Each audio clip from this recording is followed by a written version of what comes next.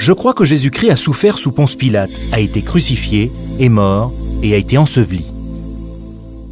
Évangile de Matthieu, chapitre 27, versets 1 à 54.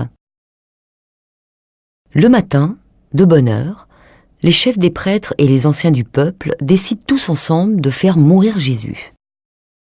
Ils le font attacher, ils l'emmènent et le livrent à Pilate, le gouverneur romain.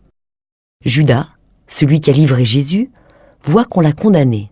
Alors il regrette ce qu'il a fait et il va rendre les 30 pièces d'argent aux chefs des prêtres et aux anciens. Il leur dit « J'ai péché, j'ai livré un innocent à la mort. » Ils lui répondent « Cela nous est égal, c'est ton affaire. » Judas jette l'argent dans le temple et il part. Ensuite, il va se pendre.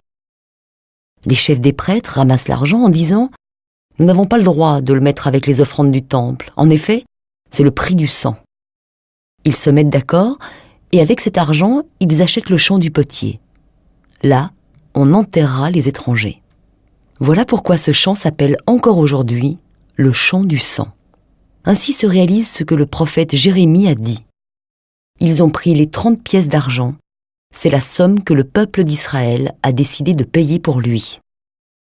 Ils les ont donnés pour acheter le champ du potier. C'est ce que le Seigneur m'a commandé de leur dire. On amène Jésus devant Pilate, le gouverneur. Le gouverneur l'interroge en lui disant « Est-ce que tu es le roi des Juifs ?» Jésus lui répond « C'est toi qui le dis. » Ensuite, les chefs des prêtres et les anciens accusent Jésus, mais il ne répond rien. Alors Pilate lui dit « Tu n'entends pas tout ce qu'ils disent contre toi ?» Mais Jésus ne donne aucune réponse à ce qu'ils disent, et le gouverneur est très étonné. À chaque fête de la Pâque, le gouverneur a l'habitude de libérer un prisonnier, celui que la foule veut. À ce moment-là, il y a un prisonnier célèbre. Il s'appelle Jésus Barabbas. Les gens se sont rassemblés et Pilate leur demande « Je vais vous libérer un prisonnier, qui voulez-vous ? Jésus Barabbas ou Jésus qu'on appelle Messie ?»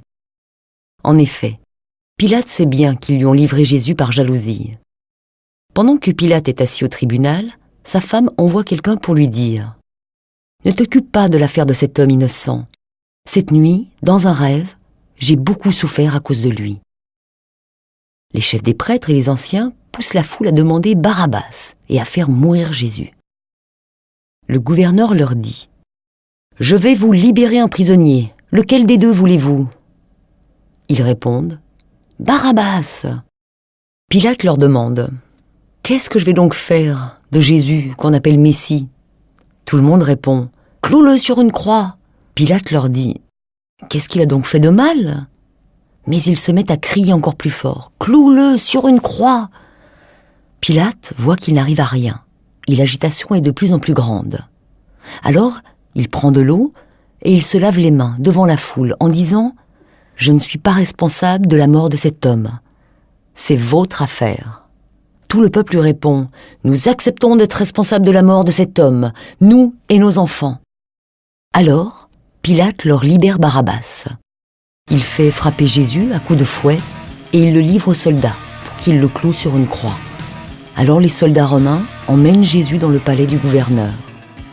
Ils rassemblent toute la troupe autour de lui. Pour se moquer de lui, ils lui enlèvent ses vêtements et lui mettent un habit rouge. Ils tressent une couronne avec des branches épineuses et la posent sur sa tête. Ils lui placent un roseau dans la main droite. Ensuite, ils se mettent à genoux devant lui et ils se moquent de lui en disant « Salut, roi des Juifs !» Ils crachent sur lui et ils prennent le roseau pour le frapper sur la tête. Quand ils ont fini de se moquer de Jésus, ils lui enlèvent l'habit rouge et lui remettent ses vêtements. Après cela, ils l'emmènent pour le clouer sur une croix. Quand les soldats sortent de la ville, ils rencontrent un homme de Cyrène, appelé Simon. Ils l'obligent à porter la croix de Jésus. Ils arrivent dans un endroit appelé Golgotha, ce qui veut dire le lieu du crâne. Ils donnent à boire à Jésus du vin mélangé avec un liquide amer. Jésus le goûte et il ne veut pas en boire. Ensuite, les soldats le clouent sur une croix. Ils tirent au sort pour savoir qui aura ses vêtements. Puis, ils les partagent entre eux. Et il s'assoit là, pour garder Jésus. Au-dessus de sa tête, il y a une pancarte. Elle indique pourquoi il est condamné. On a écrit « C'est Jésus, le roi des Juifs ». Les soldats clouent aussi 2 bandits sur des croix à côté de Jésus, l'un à sa droite, l'autre à sa gauche. Les gens qui passent par là secouent la tête et ils insultent Jésus en disant « Tu voulais détruire le temple et le reconstruire en 3 jours ? Eh bien, si tu es le Fils de Dieu, sauve-toi toi-même et descends de la croix. » Les chefs des prêtres, avec les maîtres de la loi et les anciens, se moquent de Jésus. Ils disent « Il a sauvé les autres, mais il ne peut pas se sauver lui-même. C'est le roi d'Israël. Maintenant, il n'a qu'à descendre de la croix. Alors, nous croirons en lui. Il a fait confiance à Dieu. Eh bien, si Dieu l'aime, il n'a qu'à le sauver maintenant. En effet, cet homme a dit « Je suis fils de Dieu ». Même les bandits qu'on a cloués sur des croix à côté de Jésus l'insultent de la même façon. À partir de midi, il fait nuit dans tout le pays, jusqu'à 3 heures de l'après-midi.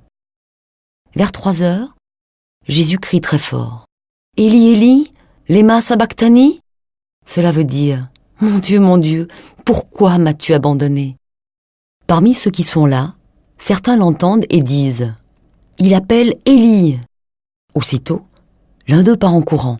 Il prend une éponge et la trempe dans du vinaigre. Il met l'éponge au bout d'un roseau et la présente à Jésus pour qu'il boive. Mais les autres disent « Attends, nous allons voir si Élie vient le sauver. » De nouveau, Jésus pousse un grand cri et il meurt. À ce moment-là, le grand rideau qui est dans le temple se déchire en 2 morceaux, depuis le haut jusqu'en bas. La terre tremble, les rochers se fendent, les tombes s'ouvrent et les corps de beaucoup d'amis de Dieu qui étaient morts se réveillent. Plus tard, quand Jésus se réveille de la mort, ils sortent des tombes. Ils entrent dans Jérusalem, la ville sainte, et ils se montrent à beaucoup de gens. L'officier romain et les soldats qui gardent Jésus avec lui voient que la terre tremble. Ils voient aussi tout ce qui se passe. Alors ils ont très peur et ils disent « Vraiment, cet homme était fils de Dieu. »